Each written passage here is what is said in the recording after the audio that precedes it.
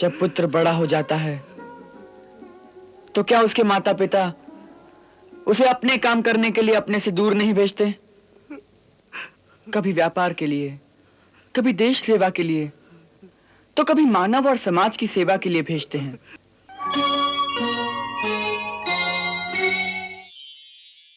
मेरी कोई बात सुनता ही नहीं, बार बार एक ही बात कह रहा है कि कान्हा से बिछड़कर कैसे जियोगे नंद मामा, कैसे जियोगे?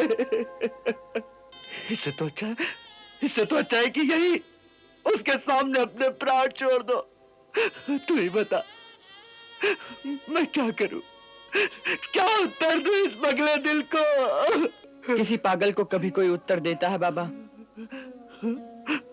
तुम्हारा दिल सचमुच पागल हो गया है। जो तुमसे ये कहता है कि मैं पराया पुत्र हूं बाबा, वो पागल नहीं तो और क्या है?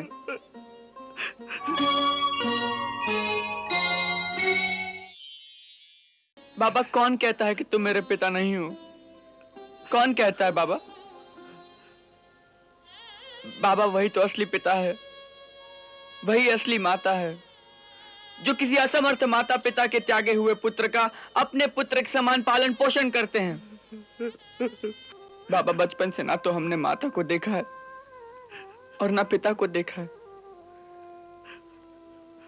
केवल यशोदा मैया को माता और नंद बाबा को पिता समझते हुए हम बड़े हुए हैं बाबा। आप दोनों की ममता और स्नेह के कारण ही हम आज जीवित बचे हैं बाबा, और आज इतने बड़े हो गए हैं। और यदि ऐसी अवस्था में भी आपका दिल आपसे ये कहता है बाबा कि हम आपके पराये पुत्र हैं, तो वो दिल पागल है बाबा। मत सुनो ऐसे दिल की बात, मत सुनो बाबा।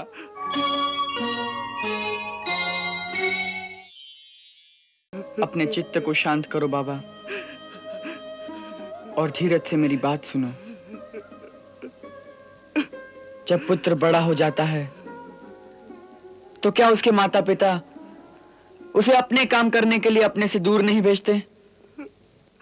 कभी व्यापार के लिए, कभी देश सेवा के लिए, तो कभी मानव और समाज की सेवा के लिए भेजते हैं। मैं भी तो यशोदा मैया से आते समय यही कहकर आया था बाबा कि अपने कर्तव्यों की पूर्ति के लिए मैं चाहे कितने ही दूर क्यों ना चला जाऊं, परंतु जहां भी रहूंगा तेरा ही पुत्र कहलाऊंगा, और अपने कर्तव्यों की पूर्ति होने पर फिर लौट के तेरे पास आऊंगा।